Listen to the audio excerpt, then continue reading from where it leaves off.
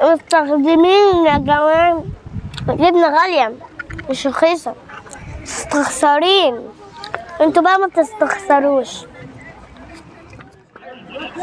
اولا بصوا على الجو الجميل ده.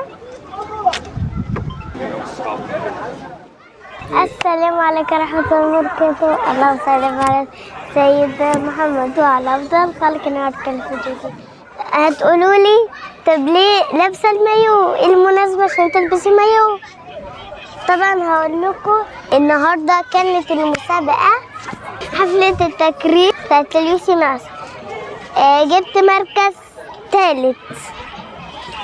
طبعا بقى بابا وعدني لو عملتي مركز جميل في المسابقة هجيبك في نادي عقابة المهندسين في أكتوبر.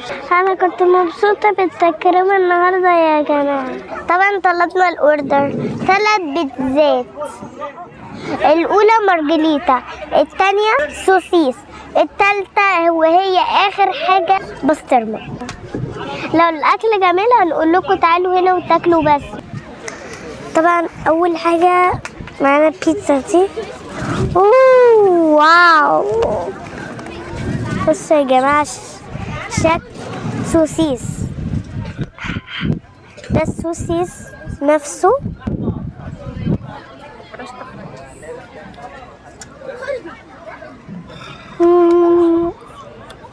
صراحة طعمه عامل زي اللانشون قوي بجد. نصبر شوية.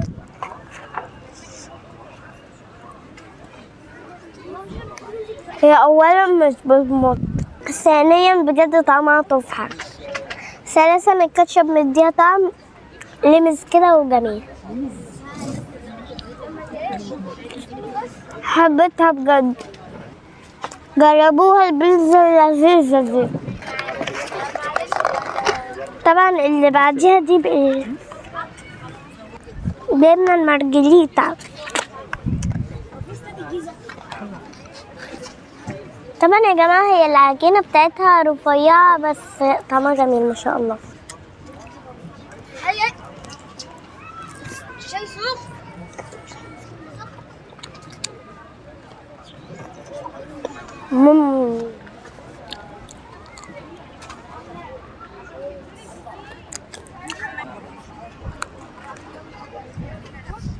جود.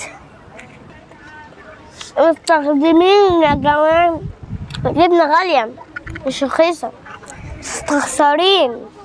انتوا بقى ما تستخسروش.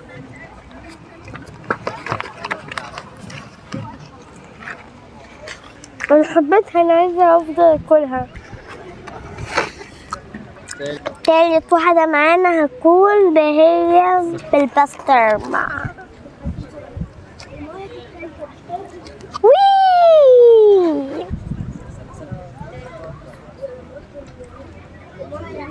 كلها رفيعة. هو يعني بصراحة وحشة، فهندوق كده بالكاتشب أحلى.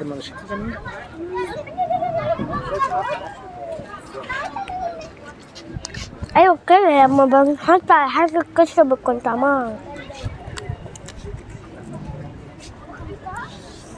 خلاص اللي يجي يطلب هنا يطلب ايه؟ يطلب البيتزا بتاع جبنة، بيتزا جبنة والسوسيس بس. المارجريتا ب40 والسوسيس والبسطرمة الواحدة 50. طبعا يا جماعة اللي يجي هنا ما يجيبش أكل من عنده.